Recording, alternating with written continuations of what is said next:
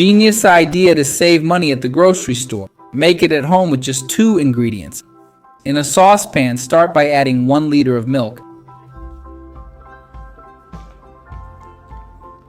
Next, add 1 cup of sugar. Now mix everything well over low heat until it starts to reduce.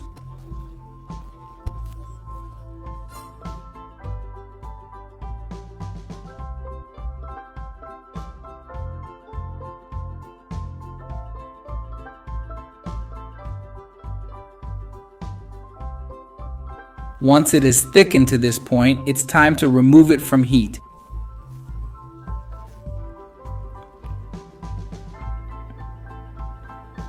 Transfer everything to a glass dish greased with butter or margarine, using a spoon to help.